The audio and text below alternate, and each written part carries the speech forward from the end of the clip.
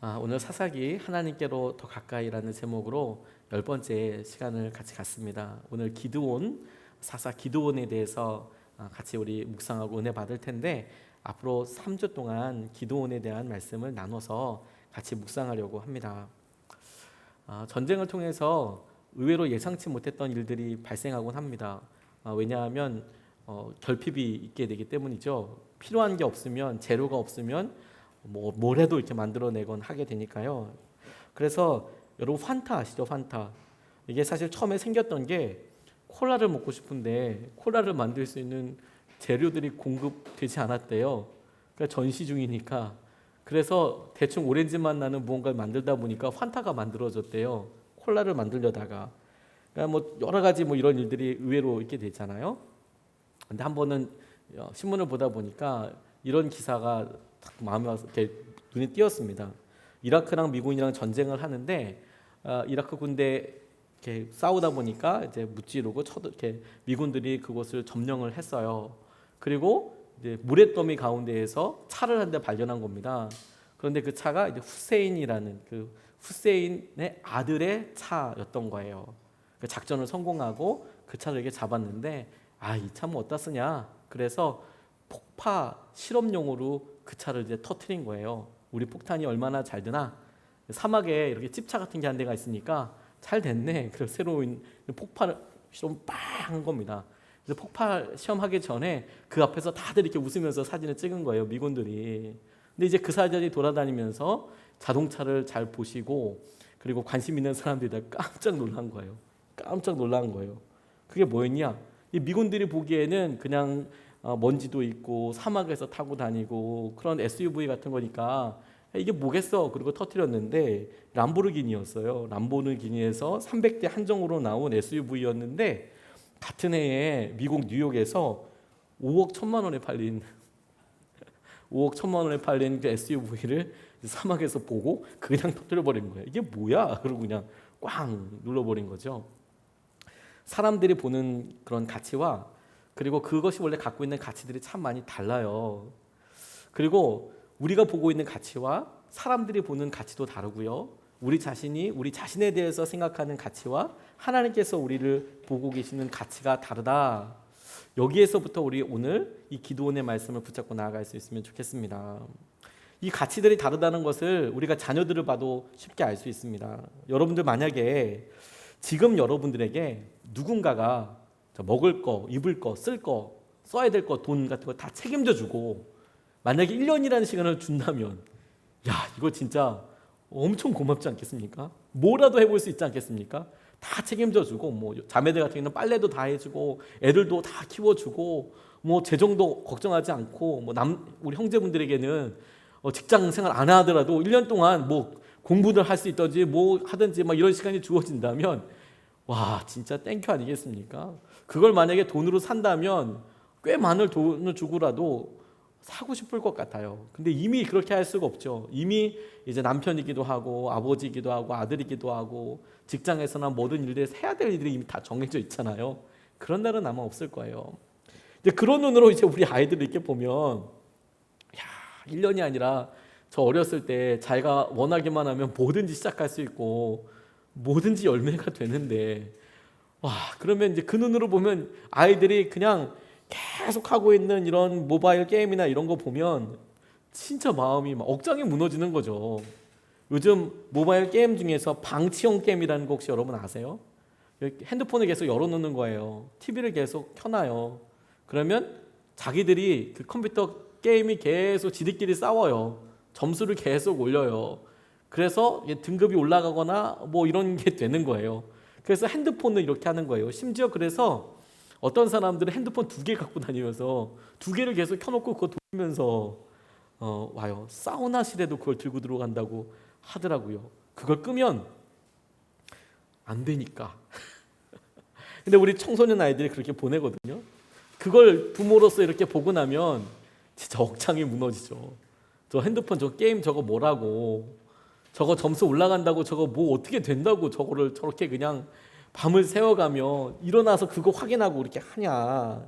시간과 삶의 가치에 대해서 그것을 어떻게 받아들여야 하는가, 어떻게 받아들이고 있는가, 이거 참 다르죠. 오늘 기드온이 다 그와 같은 비슷한 문제에서 시작했습니다. 다 그와 같은 문제에서요.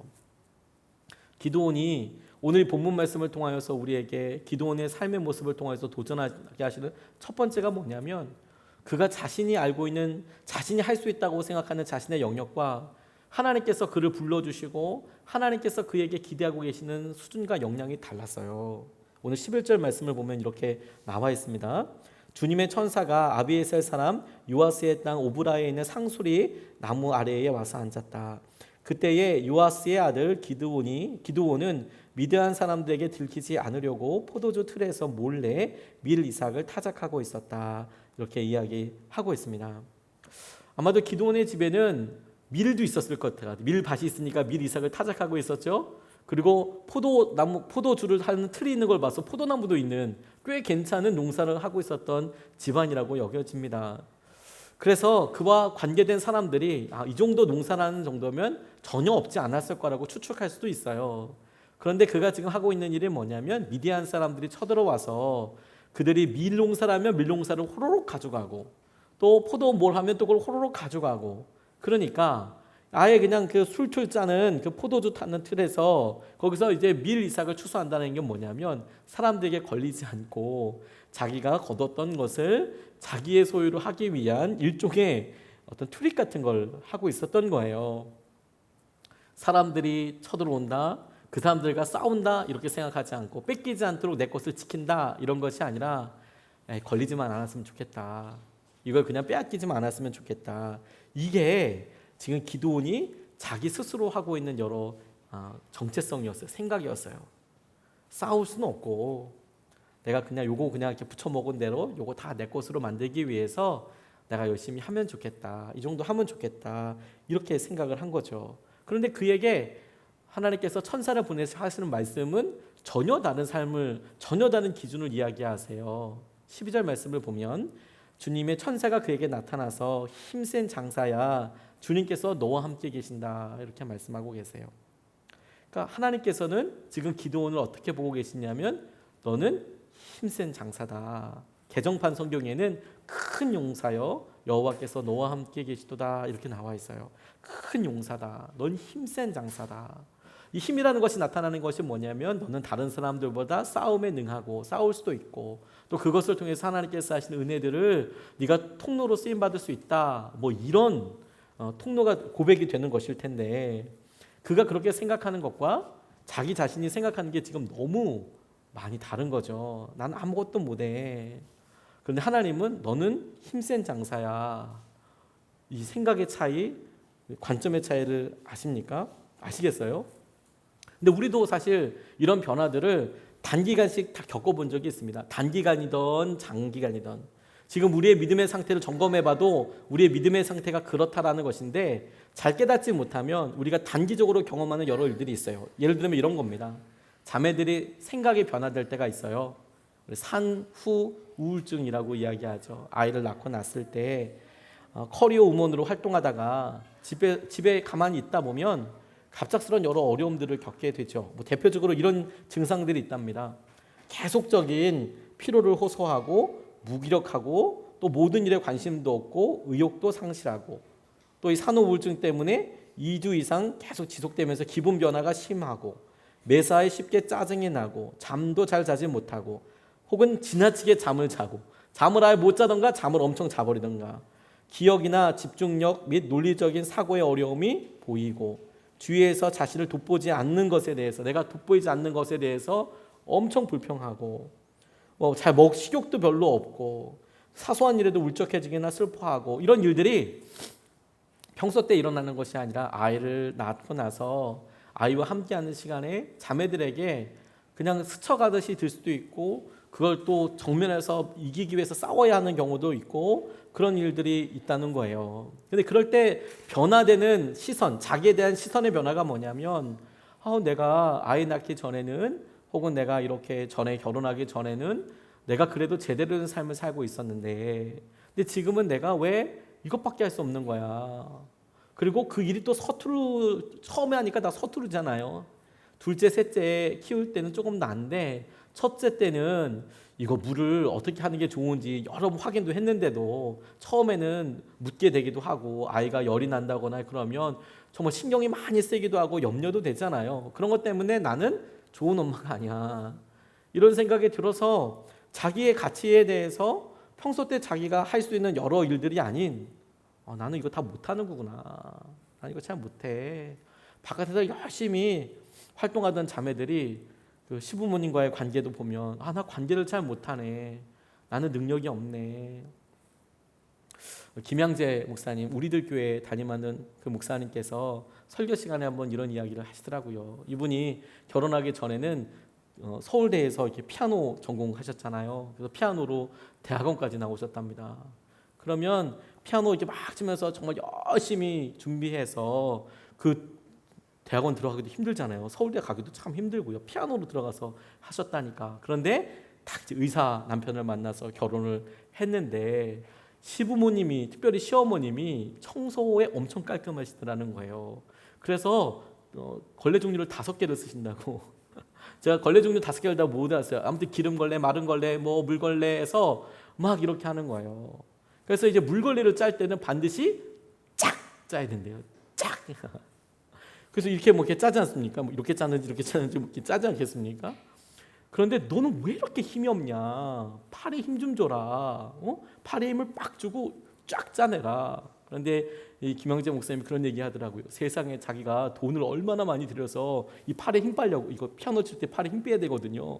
이거 얼마나 연습해서 팔에 힘 빼고 사는데 이제 이거 하니까 이거 짜는데 하니까 팔에 힘이 없다고 막 이렇게 막 구박을 받고, 피아노 연주하고 이럴 때는 사람들한테 대단하다 이렇게 칭찬받았던 사람이 집에서는 영락 없는 아무것도 못하는 그런 사람이 되어서 너무 힘들었다는 거죠. 너무. 그런 이야기를 설교 시간에 이렇게 하시더라고요. 직장에서도 비슷한 일들이 일어납니다. 직장에서도 본인이 이렇게 생산 쪽에 어떤 연구 개발 쪽에 있어야 될 사람인데 영업 쪽의 일을 맡아서 막 너무 힘들어하는 사람들도 있어요.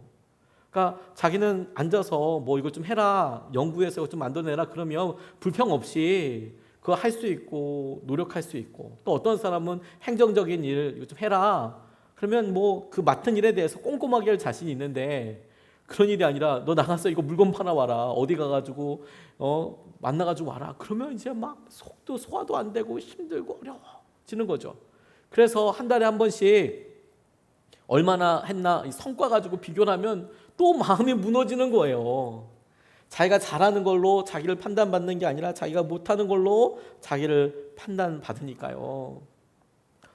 우리가 세상을 살면서 다 그와 같은 시선으로 우리가 판단받고 세상에 의해서 그렇게 눌림을 받습니다. 세상 사람들은 어떻게 사느냐, 무엇으로 가지냐, 얼마나 소유하고 있느냐, 다양한 기준들로 우리를 이야기하고 평가하죠. 그래서 영락없이 하나님께서 너 소중해, 너 귀하다라고 얘기해도 많은 사람들이 아니야, 나는 이 믿음이 있지만 이 믿음을 사용하는데 그야말로 포도주 틀에 들어가서 밀 타작하는 사람의 심정처럼 아무도 보지 않는 곳에 가서 내가 이것으로 싸워서 이긴다는 생각하자고 나 혼자 몰래 믿음 생활을 하고, 나 혼자 기도하더라도 화장실 가서 기도하고, 밥 먹을 때 눈 뜨고 이렇게 기도하고, 그런 식으로 믿음 생활을 하는 사람들이 있는 거죠.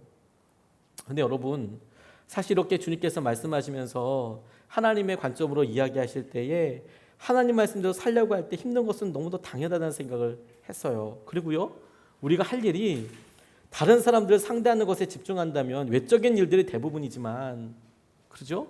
세상에서 승리하는 것이 대부분이고 승리하기 위한 조건을 갖췄느냐가 대부분이지만, 주님께서 우리에게 힘센 장사다, 주님께서 우리에게 힘이 있다라고 말씀하실 때 그 힘은 누군가를 이기기 위한 힘이 아니고 세상을 정복하기 위한 힘이 아니라 하나님께 순종하기 위한 힘이에요. 하나님 앞에 순종할 수 있고 하나님과 함께 할 수 있는 너. 대답은 하지 마시고 여러분 스스로 한번 질문해 보십시오. 제 질문에 한번 대답해 보십시오. 스스로. 자녀들을 생각해 보세요. 세상에서 누가 제일 예뻐요?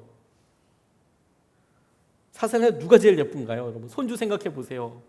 세상에서 누가 제일 예뻐요? 물론 저희들이 같이 있을 때는 아이고 얘가 제일 예쁘다고 막 이렇게 얘기하지만 솔직히 부모로서 세상에서 누가 제일 예쁜가, 할머니 할아버지로서 세상에서 누가 제일 예쁘냐 물어보면 다 아시잖아요 여러분. 그 사람이 생각나잖아요. 하나님께서 우리에게 똑같아요. 세상에서 누가 제일 힘 있냐, 세상에서 누가 이거 제일 잘하냐 라고 물어보면요, 하나님께서 선택하신 사람, 하나님께서 말씀하신 사람, 그 사람이 정말 중요하거든요. 그게 하나님과 우리의 시선의 차이에 있는 입장의 차이인 거예요. 우리는 연약하다 생각하지만 주님은 우리와 함께 하시기 때문에 우리를 힘센 장사라고 불러주시고, 실제로 우리는 그렇게 하나님께서 함께 하시는 것을 누릴 때에 세상과 하나님과 함께 힘센 장사로 살 수 있게 돼요. 그런데 여러분, 이런 말씀이 우리에게 항상 들려오면 우리가 습관적으로 피하는 엄폐물 같은 게 있습니다. 이게 싹 오면 하나님께 대응하는 생각의 방식이 있어요. 우리가 우리라는 말에 잘 숨습니다. 우리라는 말 잘 기가 막히게 숨습니다. 제가 오늘 본문 말씀을 묵상하다 깜짝 주목하면서 여러 번 묵상하고 읽었던 게 있어요. 12절 말씀에 보면 주님의 천사가 그에게 나타나서 힘센 장사야, 주님께서 너와 함께 계신다 하고 말하였다. 주님께서 너와 함께 계신다 이렇게 말씀하셨어요. 너와 함께 계신다. 근데 13절에 그 말씀을 기드온이 받아서 설명하는 부분이 이렇게 나왔습니다. 감히 여쭙습니다만 주님께서 우리와 함께 계신다면 어째서 우리가 이 모든 어려움을 겪습니까? 우리 조상이 우리에게 주님께서 놀라운 기적을 일으키셔서 우리 백성을 이집트에서 인도해 내셨다고 말하는데 그 모든 기적들은 다 어디에 있습니까? 이렇게 이야기하는 거예요. 여러분, 차이를 아세요? 주님은 지금 누구랑 함께 하시겠다고요? 너와 함께 계시겠다고 말씀하세요. 근데 기도는 지금 그 앞에서 주님과 대답하면서 뭐라고 대답해요? 나에 대해서 이야기하는 거 아니라, 내 문제에 대해서 이야기하는 게 아니라, 그러면 우리는 왜 이러는 거예요? 이게 아무 차이가 없는 것 같지만 엄청난 차이가 있습니다. 우리라는 것과 나라는 것이 책임감이 없고 피하고 싶을 때는 기가 막힌 엄폐물이 되거든요. 내 자신이 움직이지도 않고 내 자신이 아무렇지도 않을 만큼이에요. 어느 정신과 의사 선생님이 결혼을 하는데, 결혼할 때에 아내를 내가 결혼하겠다고 결정했던 이유가 교회에 다니기 때문에 결혼했대요. 이유가 뭐냐면 착할 것 같아서. 본인은 한 7대째 유교 불교 집안의 장손이었답니다. 결혼할 때까지 한 7대째 유교 불교 집안의 장손인데 공부 열심히 해서 이제 의사 선생님이 되고, 결혼을 할 대상자를 보니까 본인이 시골에 어렸을 때 보니까 그 시골 동네가 한 40호 정도, 한 40가정 정도, 40호, 집이 40호가 있는 거죠. 그런 시골 동네였는데 교회가 있더라는 거예요. 그래서 그 어렸을 때 몇 번 나가보기도 했는데 본인은 유교 불교 가정이니까, 집안이니까 그냥 그렇게만 봤는데, 그때 교회 나갈 때 교회 누나들이 있었는데 너무 착하더라는 거죠. 그래서 내가 아내는 교회 다니는 여자랑 결혼해야겠다. 그래서 했대요. 이유는 착할 것 같으니까. 교회 생활을 좀만 더 진지하게 해봤으면 아니라는 걸 알 수도 있었을 텐데 그렇게 생각을 했습니다. 착할 것 같아서 결혼했대요. 결혼하고 나서 아내한테도 물어봤대요. 왜 자기랑 결혼했는지. 그랬더니 아내는 또 기가 막힌 대답을 합니다. 작아서 결혼했대요. 이 남자분 조금 왜소하시거든요. 키가 좀 크지 않고 조금 왜소하시거든요. 작아서 결혼했대요. 작아서 왜 결혼하냐? 작으면 착할 줄 알았대요. 몸이 좀 작으면 착할 줄 알았대요, 이 아내분은. 그런데 웬걸 24년 결혼 생활하는데 10년 만에 너무나 악해져서 서로 작은 것 하나가 너무너무 넘어가기 어렵더라는 거죠. 결혼 생활하는데 서로가 서로에게 진짜 착할 줄 알았는데 너무 막 악하게, 교회 다닌다며 너, 그러면서 이제 아내는 막 그렇게 하고, 남편은 뭐 배웠다며 당신은 막 그래서 막 어렵고 막 그렇게 하더라는 거예요. 이분이 집이 경상도였는데요. 20년 전에 여러분들 한번 떠올려 보면, 지금은 여러 고속도로가 많이 있지만 지금도 사실 시간이 많이 막히집니다. 경상도에서 서울까지 올라오는데 20시간씩 걸리고 그랬습니다. 요즘도 설이나 추석 때는 그 정도 걸릴 때도 있죠. 정말 제일 피 끝에 올라오게 되면. 근데 그때는 이 경부 고속도로 이거 하나밖에 없으니까 그냥 20시간 그냥 걸렸대요. 그런데 20시간 동안 아내랑 남편이랑 단 한마디도 하지 않을 때도 있었대요. 명절 때 내려갔다 오면 단 한마디도 하지 않았대요. 20시간 동안. 야, 그게 진짜 외국인이랑 같이 있는 것보다 더 힘들지 않았겠습니까? 이거 어떻게 해야 되나? 그냥 아내가 딱 차를 몰기 시작하면 그냥 이걸 제끼고 뒤에 누워버리는 거예요. 그냥 뭐 얘기 안 하고 그냥 자버린다는 거예요. 20시간 동안 자는 건 진짜 대단한 거죠, 사실이고. 근데 그 마음을 아시죠? 20시간 동안 눈 감고 있는 아내의 마음을 이야기해 보세요. 아내가 마음을 열어서 아유 시어머니가 뭐 이렇게 계시다 그러면 아유 우리 어머니가 그런 게 아니야. 우리 가정은 유교 불관이어서 우리면서 이제 우리 가정의 우리 전통에 대해서 이제 계속 이야기하더라는 거예요. 그러니까 아내는 너무 속상하죠. 이 남편이 자기 편이었으면 좋겠는데 얘기라도 좀 들어줬으면 좋겠는데 안 하겠다는 게 아닌데 하고 있는데 그런데 자꾸 그렇게 얘기하니까 너무 힘들더래요. 이분이 이제 38살이 되었을 때 아내가 조용히 이야기하자고 하더니 쪽지를 이렇게 내밀더래요. 그러더니 아버지 학교 그러는데 신청하고 왔다고 당신 교회 한번 다녀보라고 아버지 학교 좀 갔다 오라고 싸우고 잤답니다. 뭐, 이 정도면 괜찮지 뭐 그러고 막 얘기하는데 근데 가만히 생각해 보니까 그래 내가 좀 성실하게 좀 뭔가 좀 배워봐야겠다. 그래서 아내도 얼마나 행복하고 싶었을까 이런 생각이 들어서 10년 동안 노력을 했는데 해결이 안 됐다면 앞으로 5년 10년 후에도 희망이 없겠구나 이런 생각이 들어서 지금 변하지 않으면 변화 없겠다 싶어서 가기로 결정을 한 거예요. 그런데 이때 생각의 변화가 뭔지 아십니까? 이 남자가 드디어 아내를 우리 대 아내가 아니라 나와 당신의 관계로 보기 시작한 거예요. 나와 당신. 관계는 우리랑 여러 사람과 한 사람이 맞는 게 아니고요. 1대1로 맞는 거거든요. 맺는 거거든요.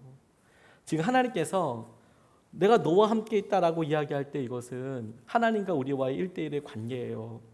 그런데 우리와 왜 함께 하시지 않습니까? 라는 것은요. 나랑 하나님은 조금 부담스럽고 왜 우리를 전체를 지켜주시지 않습니까? 이런 식으로 생각을 하는 거죠. 이걸 기가 막히게 표현하는 얘기 하나가 있습니다. 어느 교회에 모든 사람, 어떤 사람, 누구라도, 아무도 라는 이름을 가진 4사람이 있었대요. 모든 사람, 어떤 사람, 누구라도, 아무도. 그런데 중요한 일이 하나 생겼답니다. 모든 사람이 그 일을 하도록 요청을 받았어요. 그러나 모든 사람은 어떤 사람이 그 일을 할 거라고 생각했대요. 그 일은 누구라도 할 수 있는 일이었기 때문이거든요. 누구라도 할 수 있으니까 어떤 사람이 할 거야. 하지만 아무도 그 일을 하지 않았대요.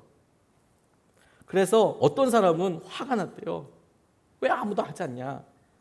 그 일은 모든 사람의 일이었기 때문에 모든 사람이 해야 될 일이었기 때문에 어떤 사람이 화가 난 거예요. 그러나 모든 사람은 누구라도 그 일을 하리라고 생각을 했대요. 누구라도 그 일을 하겠지. 모든 사람이 그 일을 하지 않으리라는 것을 아무도 몰랐대요. 이 일은 모든 사람이 어떤 사람을 비난하고 애초에 누구라도 할 수 있었던 것을 아무도 하지 않음으로써 그냥 끝나버렸다. 누구라도 할 수 있는 일을 우리라는 말 뒤에 싹 숨습니다. 하나님께서 우리에게 이야기하실 때 거룩한 사명과 부담을 주실 때 우리가 나아가야 된다고 생각을 하는 것이 우리의 삶에 있어서 나는 네가 하기를 원한다라고 주님은 다가오시거든요. 하나님과의 관계를 믿음이라고 한다면 믿음도 각자이거든요. 하나님과 우리와의 관계가 아니고요. 하나님과 우리 자신과의 관계예요. 믿음은. 그리고 하나님께서 말씀하시는 우리라는 것은 하나님께서 말씀하신 공동체라는 것은 하나님과 1대1의 하나님을 만나고 하나님을 갈망하는 내가 그런 사람들이 하나 둘 셋 넷 모여서 이루어진 우리를 말해요. 그냥 불특정 다수의 우리가 있지 않고요. 기도원이 지금 하나님께서 너 함께 계시다라는 이 말을 듣고 그런데 하나님 왜 우리가 이렇게 어렵습니까? 라고 이야기하는 것은 하나님 나와 함께 계신다는 것은 나를 못 믿겠다는 말이거든요. 그러면 왜 우리가 이렇습니까? 왜 우리는 이렇게 힘든 일을 살아가는 겁니까? 기계 막히게 숨죠. 자기는 안 믿는다는 이야기는 하지 않고요. 자기는 그 일 때문에 힘든다는 얘기하지 않습니다. 근데 우리가 그렇다라고 이야기를 해요. 우리가. 여러분, 이게 우리 교회, 우리 믿음 생활에도 살펴봐야 되지 않겠습니까? 세상에서 하나님께서 살아가셨던 사람들이 보기에 지탄을 받을 일을 하는 경우들이 있어요. 안타깝죠. 근데 그런 일을 보면서 우리는 어떻게 생각하냐는 거예요. 그 일을 나의 문제라고 생각하지 않고요. 그 사람들, 그들 이렇게 단체로 누군가로 뚝 넘겨서 하나님이 우리 자신을, 나 자신을 깨닫게 하시는 것에 대해서 자꾸 외면하려고 해요. 순종은 결국에 각자잖아요. 믿음도 각자예요. 우리라고 그냥 대충 퉁쳐서 넘어갈 수 있는 게 아닙니다. 그리고 하나님은 절대로 너희들이라고 말씀하지 않고요. 너와 함께 계시다라고 말씀하세요. 너와 함께. 순종하는 사람들이 모여서 우리가 되니까요. 출애굽 때에도 단체로 다 나왔습니다. 그래서 출애굽하는 사람들이 그 길만 같이 우르르 따라가면 되는 줄 알았습니다. 근데 결국에는 이런저런 이유로 죽는 시기만 달라졌을 뿐 다 광야에서 죽었습니다. 하나님과 1대1의 관계, 하나님이 나와 함께하고 계셔. 그걸 제대로 깨닫지 못하는 사람들은 다 죽었어요. 순종은 각자예요. 하나님이 기드온에게 말씀하신 것은 너희와 함께 하신다는 것이 아니라 너에게 함께 하신다라는 거예요. 너에게 지금 너에게. 하나님께서 너에게 라고 말씀하실 때 이건 너희에게와 이거는 완전 달라요. 너희와 너는 달라요. 이것은 즉각적인 순종과 책임을 이야기하는 겁니다. 좀 떨어보세요. 우리 엄마들이 나가기 전에 애들에게 얘들아 청소 좀 해놔라. 그럼 청소가 돼 있나요? 안 돼 있나요? 저희 집은 물론 잘 돼 있지만 대부분의 집은, 죄송합니다. 저희 애들도 설교를 듣기 때문에 저희 집은 잘 돼 있겠지만 대부분의 가정은 안 돼 있을 가능성이 높지 않나요? 너희들 그거 해놓고 해라. 그러면 누가 할 거라고 생각해요? 언니가 할 거라고 생각하고 동생이 할 거라고 생각을 해요. 근데 그렇게 얘기하지 않고 누구야? 나 좀 엄마 좀 도와줘. 이거 쓰레기 비우고. 누구야? 너는 이걸 좀 해라. 라고 이야기하면 그러면 책임도 분명하고 들어왔을 때 결과도 완전히 다르죠. 하나님께서 우리 교회에 얘들아, 여러분, 너희들 이런 일을 해라 라고 이야기하면 우리는 어느 순간에 거기 자리에만 있으면 될 거라고 생각을 해요. 그런데 그런 건 없다는 거예요. 우리가 큰 교회 같이 다녔습니다. 큰 교회 다니다 보면 딱 그런 느낌이에요. 교회에서 뭐 영적인 뭐 훈련도 하고 뭐 훌륭하신 목사님들 와서 뭐 설교도 하고 믿음의 어떤 수준에 대해서 막 이야기하고 영적인 깊은 것에 대해서 막 이야기합니다. 근데 대부분 착각이 뭔지 아십니까? 그 우리라는 반경 안에 자기도 거기 들어가 있으면 자기도 그렇게 사는 줄 알아요. 그런 건 없는 거예요. 아주 딱 속기 쉽습니다. 딱 속기 쉽습니다. 왜냐하면 하나님께서는 한 번도 그렇게 구원해 보신 적이 없어요. 너와 함께 하는 거야. 지금 네가 하기를 원하는 거야. 네가 그 일을 하는 거야. 그렇게 말씀하고 계시잖아요. 하나님은 저와 여러분들 각자를 지적하면서 지금 너와 함께 하신다라고 말씀하시는 거예요. 기드온처럼. 네가 가라라고요. 네가 가라. 네가 해라. 그것이 13절, 14절에 이렇게 나와 있어요. 13절, 14절에 감히 여쭙습니다만 주님께서 우리와 함께 계신다면 우리가 이 모든 어려움을 겪습니까? 우리 조상이 우리에게 주님께서 놀라운 기적을 일으키시어 우리 백성을 이집트에서 인도해 내셨다고 말하였는데 그 모든 기적들이 다 어디에 있단 말입니까?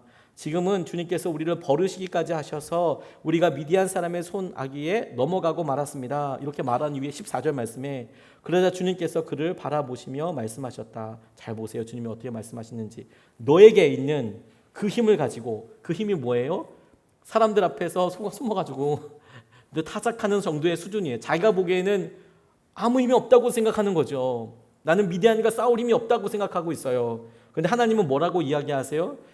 너에게 있는 그 힘을 가지고 이스라엘을 미디안 손에서 구하여라. 내가 친히 너를 보내겠다. 이때도 내가 친히 너희를 보내겠다라고 말씀하시는 게 아니라 내가 너를 보내겠다.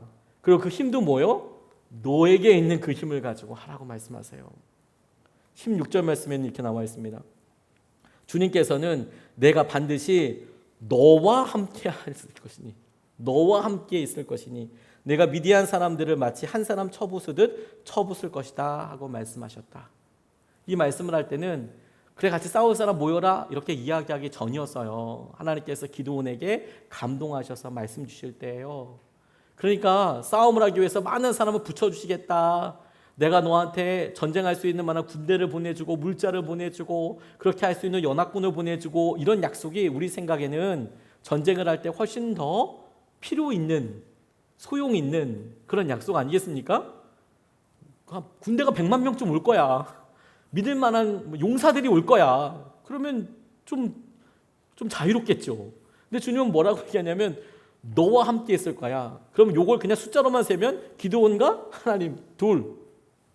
내가 너와 함께 있을 거고 너의 그 힘으로 네가 미디안 사람들을 한 사람 쫓아내시 쫓아나게 될 거야. 그렇게 말씀하고 계세요. 기드온의 마음의 문제거리는 뭐였냐면 어려움이 고민거리였어요. 왜 어려움이 이렇게 많나요? 이 어려움이 이렇게 많은데요. 산적해 될 문제가 이렇게 많은데요. 왜 지금은 기적이 일어나지 않나요? 왜 출애굽 때는 그렇게 있었다는데 왜 지금은 그렇지 않나요? 하나님, 제가 젊었을 때에는 제가 뭐 어디서 어떻게 믿음 생활할 때에는 그때는 그런 일이 있었는데 왜 지금은 그렇지 않나요? 왜 지금은 삶에서 쪄들어서 반복되는 일들 가운데 계속 넘어지고 무너지는 것 같나요? 그렇게 생각을 해요. 근데 주님은 뭐라고 말씀하시냐면 그러니까 네가 그 일을 하라라고 말씀하시는 거예요. 주님, 왜 요즘은 교회가 하나님 같이 공동체가 되어서 한 몸을 이룰 수 있는 교회가 없나요? 주님, 왜 우리의 마음을 시원하게 해서 같이 이룰 수 있는 그런 공동체, 우리 아이들을 같이 맡기고 키울 수 있는 공동체가 없나요? 그러니까 네가 그 일을 해라. 저는 확신합니다, 여러분. 주님께서 물론 지금서부터 2000년 전에 오셔서 우리에게 구원을 허락하여 주셨지만 만약 주님께서 지금 이 땅에 다시 오신다면 주님은 여전히 우리를 부르시고 주님과 함께 제자로 살게 하신 이후에 그리고 이 시대에서 십자가에 어떤 방법인지 돌아가서 죽으실 때에도 우리에게 교회 주실 거예요. 공동체 주실 거예요. 그거 아니겠습니까? 쉐인 클레어본이라는 분이 믿음은 행동이 증명한다라는 책에서 본인이 사역했던 이야기를 해요. 이분이 참 도전이 되는 그런 글을 그 행동 사역을 하세요. 노숙인 교회를 하시는 분이에요. 도시 한복판에서 그냥 자기 소유 없이 그렇게 하시는 분이거든요. 참 많은 노숙인들이 하나님께서 하신 은혜의 품 안으로 돌아오게 됐습니다. 근데 그 가운데 나오는 두 남자의 이야기입니다. 한 남자가 이야기하는 거예요. 나는 하나님께 이 세상의 가난과 고난, 고통과 전쟁을 허락하신 까닭을 묻고 싶어. 하나님께 왜 가난이 계속 있는지, 왜 고통이 있는지, 왜 전쟁이 있는지, 하나님 정말 하나님께서 하셨다면 왜 그런 일이 있는지 허락하셨는지 묻고 싶어요. 이렇게 얘기했더니 그 친구가 대답하더래요. 그럼 물어보면 되잖아. 그럼 기도하면 되잖아. 물어보면 되잖아. 그랬더니 그 남자가 고개를 절레절레 흔들면서 말하더래요. 그러고 싶어도 너무 무서워서 그럴 수가 없어. 그게 무서울 일이에요, 그렇죠? 듣고 있던 친구가 뭐가 그 무섭냐고. 그게 하나님께서 자기한테 똑같은 질문을 하실까 봐 두렵다는 거예요. 그 말이 뭔지 아십니까? 하나님, 왜 이 땅에 가난이 있습니까? 하나님, 왜 이 땅에 고통이 있습니까? 당신이 살아계시다면서요. 하나님, 이 땅에 왜 전쟁이 있습니까? 하나님 전능하시다면서요. 그 똑같은 질문을 하나님께서 얘야, 네가 그곳에 있는데 왜 거기 가난이 있니? 너는 왜 이렇게 부유하니? 얘야, 네가 그곳에 있는데 왜 거기에는 고통이 있니?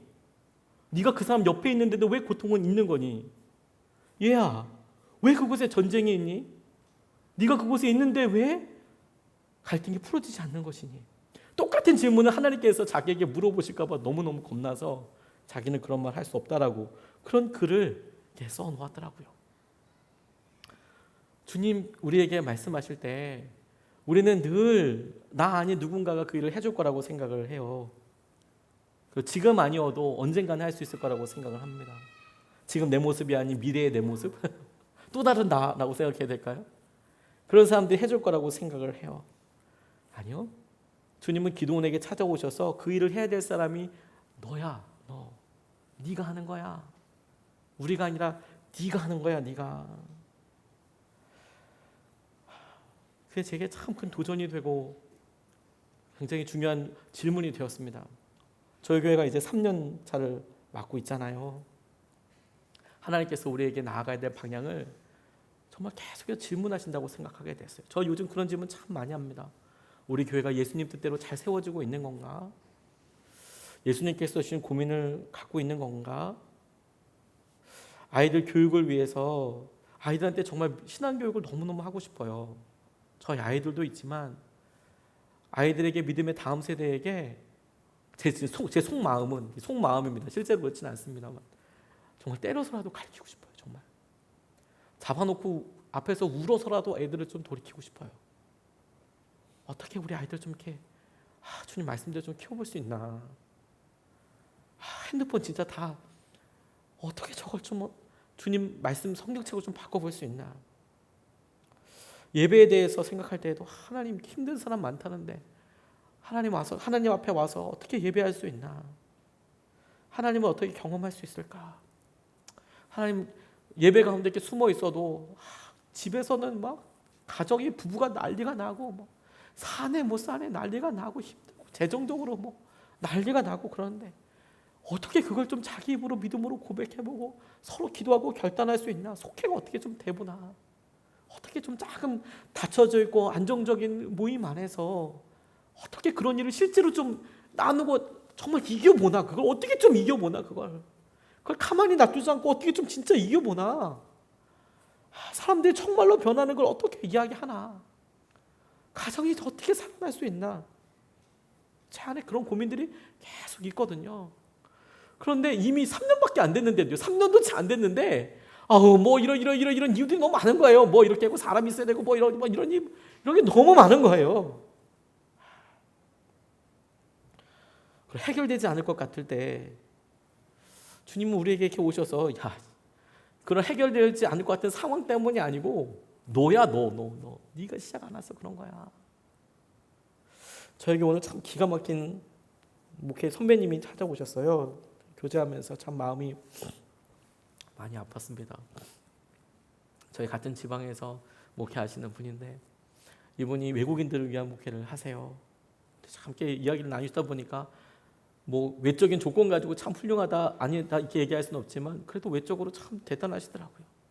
군목이 되셔서 뭐 젊은 나이에 도우미 하셔서 미국에서 잘 활동하시고 그러다가 한국에 들어오신 거예요. 한국에 들어오실 때도 미국에 있는 선교단체에서 한국에 외국인 이주 노동자들이 많으니까 그리고 이분은 영어를 미국에서 오랫동안 사셨으니까 굉장히 유창하게 잘하시잖아요. 그래서 외국인 선교한다고 외국 선교단체에서 초교파 선교단체에서 한국으로 거꾸로 파송을 해준 거예요. 한국 사람이니까 당신이 가셔서 목사님 가셔서 선교하십시오. 그래서 거기 이쪽 지역에 와서 곤지암 지역에 와서 교회를 다국적 기업이 아니라 그 교회를 열었다는 다국적 인종을 놓고 열었다는 거예요. 그래서 2년 동안 임기를 가지고 했는데 이분이 영어를 잘하다 보니까 뭐 인도네시아 말이나 다른 말은 잘 못하시잖아요. 그러니까 영어를 하고 영어로 예배를 계속 드리다 보니까 필리핀 사람들만 많이 오더래요. 그래서 필리핀 공동체가 됐대요. 그런데 2년 지나고 나니까 선교단체에서는 처음에 목적과 좀 다르다. 거기 필리핀 목사님을 파송해 줄 테니까 돌아봐라. 그런데 필리핀 선교사님 오는 것도 마땅치가 않고 이분이 후임자를 알아보기 위해서 한국 사람들 알아봤는데 그 공동체가 영어로만 예배를 드리니까 한국 사람인데 영어를 잘하는 사람이 한국에서는 구하기가 쉽지 않은 거예요. 분명히 있을 텐데 그 생활이 유지되지 않는 그 교회에 담임자로 가고 싶지 않은 거죠. 영어를 잘하는 목사님이 거기에 가서 굳이 목회를 하고 싶은 마음이 없는 거죠. 그러니까 후임자를 구할 수 없는 거예요. 그럼 보통 어떻게 하냐면 그냥 하나님 어떡합니까? 그리고 이제 가실 것 같은데 이분이 여러 연락을 해서 마침 그때 당시에 본인 자제분들이 다 마지막 아이까지 대학을 졸업하고 돈을 벌기 시작했대요. 그러니까 가족회를 해서 너희들이 아버지 사역을 좀 도와줘야겠다. 나 좀 후원 좀 해다오. 아버지 후원을 해줄 데가 아무 데도 없다. 미국에 있는 선교 단체에서 이제 이런 얘기를 했는데 아버지가 여기서 자비랑 사역을 했으면 좋겠다. 이런 얘기를 하셨대. 자비랑 사역을. 그 자비랑 사역을 하는데 후원할 수 있는 교회가 미국에서 오랫동안 목회를 하셨으니까 아무도 없잖아요. 한국에도 아무도 없고. 그래서 자녀들이 마침 돈을 이제 벌 때가 되니까 아버지 염려하지 마세요. 저희가 할게요. 그래서 사업하는 막 아들이 있어가지고 이렇게 해서 시작을 하셨대요. 그래서 다시 과정을 거치셔서 미국에서 안수를 받으셨지만 장로교 목사님이지만 감리교회에 이제 정식으로 트랜스퍼를 하신 거예요. 그래서 감리교 소속 목사님이 되신 거예요. 와, 근데 너무 어려운 삶을 살게 되시는 거죠. 아들이 갑자기 잘 가고 있다가 회사가 망했대요. 회사가 너무 힘들어지고 그러니까 후원금이 이렇게 훅 줄잖아요. 그러니까 너무 어려워진 거예요. 그래서 제가 어떻게 사세요? 라고 물어봤더니 너무 밝게 웃으시면서 고시원에서 산다 말씀하시더라고요. 고시원 얼마냐고 물어봤어요. 23만 원이라고 말씀하시더라고요. 눈물이 말끔 나더라고요. 제가 고사리교회에서 사역할 때 제 월급이 23만 원이었어요. 저는 한 번도 그걸 받아본 적은 없고요. 제가 목회하던 곳에서 너는 월급을 단 한 번도 받아본 적은 없어요. 담임 목사 월급을 23만 원 정해놓고 나면 사실 그 월급 줄 수 있는 교회는 아니잖아요. 근데 23만 원이라는 거예요. 고시원비가. 고시원에서 혼자 사신대요. 사모님은요. 같이 버티다가 사모님은 이제 미국으로 다시 돌아가셨다고. 제 물음속에서 그럼 목사님도 돌아가시죠. 미국에 기반이 다 있잖아요. 자녀들이 미국에서 다 잡고 있고 목사님도 미국에서 30년이나 있었다면서요. 왜 여기 계세요? 왜 여기 있는 거죠? 이런 얘기가 정말 여기까지 나오더라고요. 여기까지. 그런데 그분이 이렇게 웃으시면서 얘기하는데 와, 사명을 받은 사람은 범접할 수 없는 능력이 있다는 걸 정말 아십니까? 누구도 이해 못해요. 그거 왜 거기에 있는지. 왜 20명 정도밖에 안 되는 필리핀 사람들이 자기의 삶을 다 바꾸고 그 나이에 그게 정말 소중한 사람이 되는지 주위에 있는 사람들은 이해 못해요. 하다못해 같은 목사인 저도 이해 잘 못해요. 왜 그게 중요한 하나님의 부르심이 되는지. 근데 주님께도 우리에게 주님도 똑같이 그렇게 말씀하신다고 싶거든요.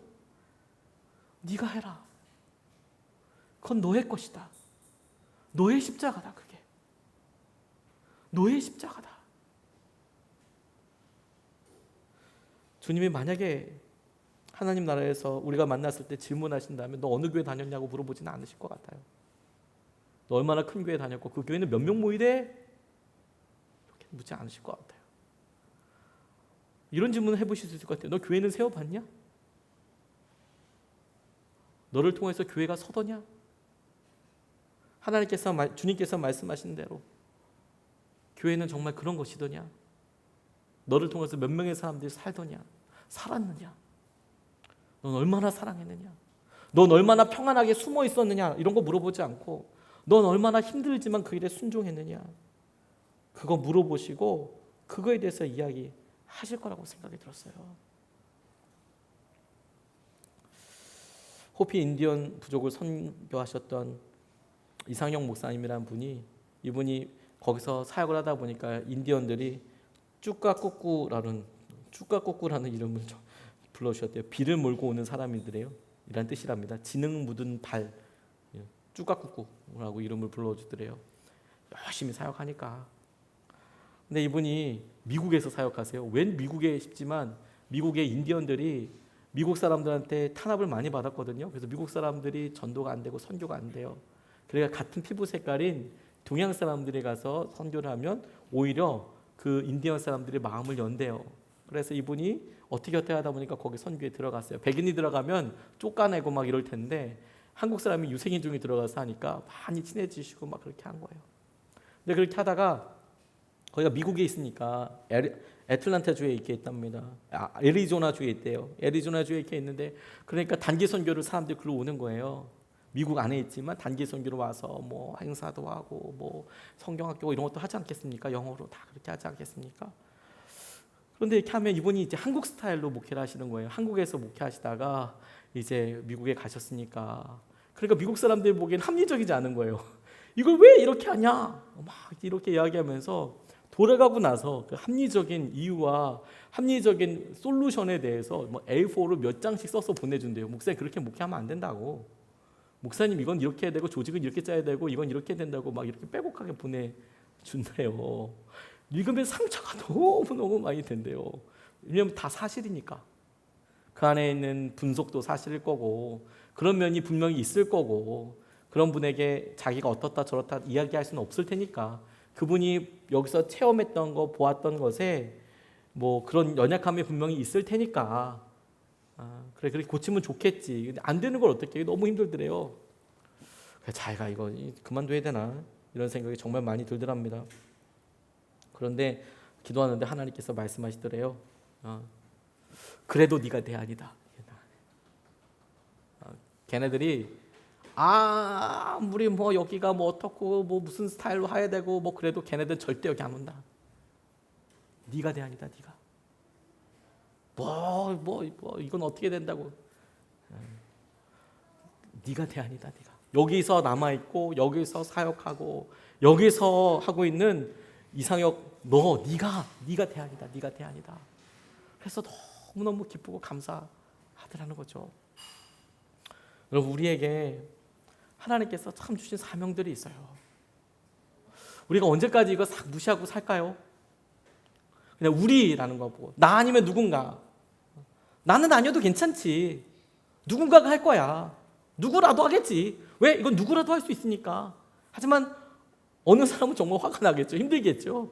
그래도 그런 사람도 있는 법이라고 이렇게 생각하겠죠. 그리고 아무도 하지 않는다면 하나님께서 그걸 보시고 아무도라는 이름 하에 우리의 이름을 그냥 제일 먼저 써서 넣으실 거예요. 왜? 그 누구의 첫 번째로 쓰신 게 너희들을 부르는 게 아니라 너를 부르신 하나님께서 정말 빼도 박도 못하게 우리를 찾을 것이기 때문에 그러세요. 가정의 회복이 누구에게 달려있나요? 우리에게 달려있어요. 아니 나에게 달려있어요. 우리 주위에 있는 사람들에게 빛과 소금, 뭐 통로 그게 어떻게 불려지든지 간에 그 사람이 누구에게 달려있는 건가요? 나에게 달려있어요. 우리에게 달려있는 게 아니에요. 교회가 아니 하나님께서 우리에게 주신 명령대로 우리 아이들을 키워서 교회를 세워나가고 또 우리가 무언가를 하기 위해서 선교를 하기 위해서 혼자 하기 힘들잖아요. 같이 모여서 할 때 왜 선교가 안 되나요? 왜 이게 안 되나요? 라고 물어볼 때 주님께서는 너무 억울하게 답답하게 우리에게 다시 물으실 거예요. 네가 거기 있는데 왜 그게 안 되냐고. 그게 왜 안 되냐고. 네가 거기 있는데. 하나님 왜 우리 가정의 회복이 안 되나요? 네가 거기 있는데 왜 안 되냐? 그게 왜 안 되니? 그게 내가 너와 함께 하는데 왜 안 되니? 라고 물어보실 거예요. 우리가 그 주님 앞에 우리가 간절한 마음으로 나아갈 수 있으면 좋겠어요. 하나님께서 하시는 것을 우리가 보고 나와 함께 하시는 하나님을 내가 알기를 원합니다. 언제까지 그냥 뒤에 숨어서 그냥 내가 그냥 누군가 하겠지 그냥 술틀에 이렇게 포도주 틀에 앉아서 그냥 이렇게 뭐 타작하는 그런 심정으로 그렇게 살 것이 아니라 하나님께서 하신 은혜와 마음을 우리가 온전히 누리고 보게 해주십시오. 우리가 이것을 찬양하고 좀 같이 기도하고 싶어요. 제가 한 주 내내 이 노래 찬양했네요. 온 땅의 주인이라는 찬양인데 가사가 맨 끝에 제 마음속에 쿵 때리는 부분이 뭐였냐면 우리가 바다에 있는 파도 같고 안개와 같은데 주는 나를 부르시고 부르짖음을 들으시는데 날 귀하다 하신다라는 표현이 정말 막 마음이 너무 하나님 나 정말 안개처럼 아무것도 능력도 없고 정말 뭐 할 수 있는 거 아무것도 없는데 근데 하나님께서 그런 우리의 부르짖음을 들으시고 날 귀하다 하신다. 날 귀하다 하신다. 제가 저한테 수십 번 불러줬어요. 주님이 날 귀하다 하시네. 날 귀하다 하시네. 날 귀하다 하시네. 날 귀하다 하시는구나. 하나님께서 하시는 거대로. 그러니까 우리가 다시 한번 힘을 내봐야지.